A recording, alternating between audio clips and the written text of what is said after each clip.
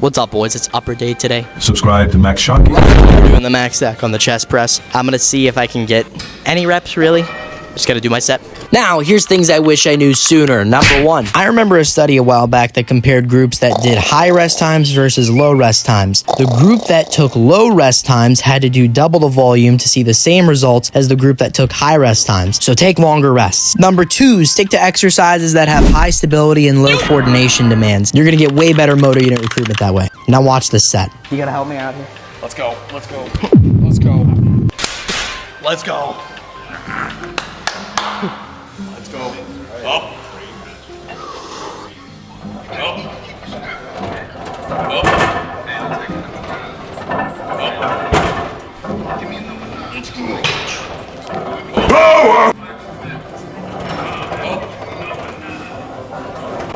We'll get to tip number 3 in a minute, but I'm gonna show you a tricep tip in the meantime. For the resistance curve, you're gonna make sure it's about 45 degrees. Kneel down, right? A lot of it's in the contracted position. You don't wanna lean forward, because then that's just gonna make a lot of the tension in the lengthened position. We don't want that. Hold it for a second. Because when you're at the bottom, it's perpendicular to your shoulder, to your elbow joint. Exactly. That makes sense. While you guys are watching my brother perform the exercise correctly, I'm gonna drop number 3. Go heavy on everything because high reps cause way more fatigue. The people who are doing 20 rep sets aren't trying to be marathon runners, they're trying to be bodybuilders for the most part. Just go right to the effective reps, man. Why are you going light? Number 4, lower your volume. You're not Jay Cutler. We know that the first set of every exercise is the most effective since it has the highest motor unit recruitment and isn't impaired by fatigue. The only logical question to ask from there is how can we get more first sets per week? You get more first sets by hitting the same muscle group multiple times in a week. How do you recover from that enough to progressively overload though? You lower your volume. I told this subscriber to cut his volume in half and it worked wonders for him. There's a ton of other variables though that you can shift around to reduce fatigue and increase the amount of stimulus you're getting, one of which I'm about to mention. One thing I'll say about like helping yourself get a little more, when you do that, you're actually switching the task. It's kind of like doing a superset, like you're doing a different movement, right? Oh, because you're recruiting motor units out. Right, and when the task becomes easier because you swapped it, you change to an easier task, you get lower motor unit recruitment. And then you have to train close to failure in that task, and it's an endless loop. And we know that from different studies that drop sets are about as effective, but that's in like a short-term format. Over a long time span, you don't want to be doing high fatigue, low motor unit recruitment stuff all the time. Right. And we know that longer rest times are significantly better and show like double the growth for shorter rest times. So Because there's more motor unit recruitment, I would assume, and your CNS isn't as fatigued. exactly. For a lot of you guys doing like high volume Jay Cutler type stuff and short rests, instead of like 30 seconds or a minute, I would do 2-minute rest, and I'd probably cut your volume in half. Comment if you guys want to see this guy get lean with me, and yeah, he probably has better genetics than me, but yeah, there you go. There's the genetics. You see it right there. Now watch this drive. Now watch this drive. Now watch this drive.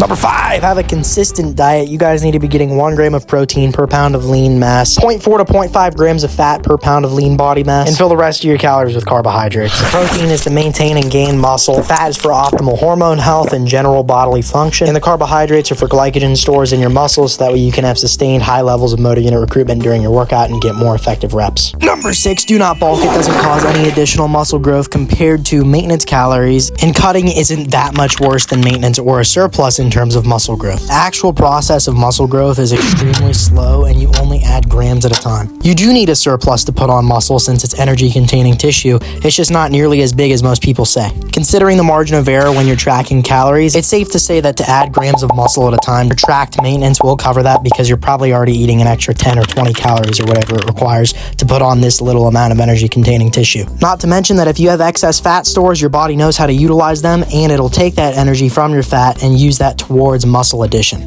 Number 7, use a high frequency approach, training each muscle 2 to 3 times per week. The more you train, the lower volume you're going to have to use, as well as lower intensity using techniques like RIR and everything else I've mentioned in this video. The reason is because muscle atrophy occurs after stimulus is not present. And although the rate is particularly slow, it can outpace the rate of gain that you're experiencing. So if you're not taking advantage of a high frequency approach, you could be spending the majority of your week experiencing atrophy, which would definitely make you plateau at some point. All right, boys, upper back rows, not to be confused with the flower. We're gonna full stack this thing. Number 8, Good sleep. It's important for high motor unit recruitment to make sure your central nervous system can recover overnight by having good quality sleep. You should probably be getting at least 7 hours and as much as 9 hours. Any more than that's probably unnecessary and not doing much for you. But I credit a lot of my gains to the fact that over the years I've consistently gotten really good quality deep sleep.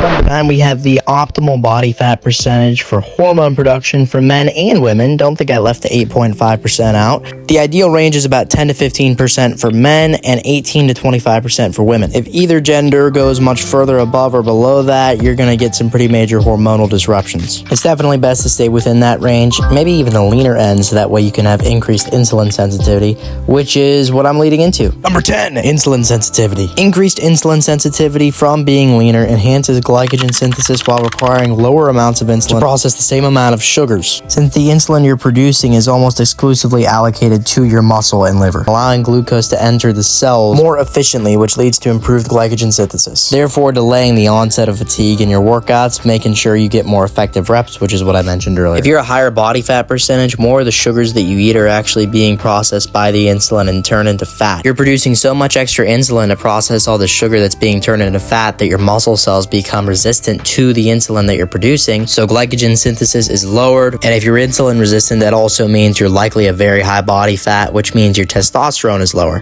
So you're getting less effective reps, you have less testosterone, which is definitely going to impact your muscle growth negatively because you're going to have lower test. This just sounds terrible all around for your gains. I'd recommend being insulin sensitive and having high test, being a nice, decent body fat, being a healthy person. Please don't ignore me curling the 65 with strict form like that. I actually was pretty proud of that. That was the 10 things that I truly think are actually the most beneficial things that nobody talks about. And I really think that there's nothing much more that I'm going to have to share unless some new science comes out, because honestly, there's not much more to it. I know it didn't seem simple necessarily because I used a lot of big words like motor unit recruitment or glycogen synthesis or this or that. Pick up heavy rock, get stronger, pick up heavier rock. You know what I'm saying? It's a really simple process. I hardly think about any of this when I train.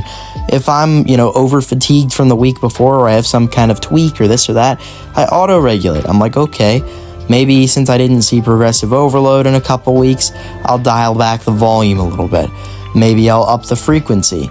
Maybe I'll try something else, a new movement.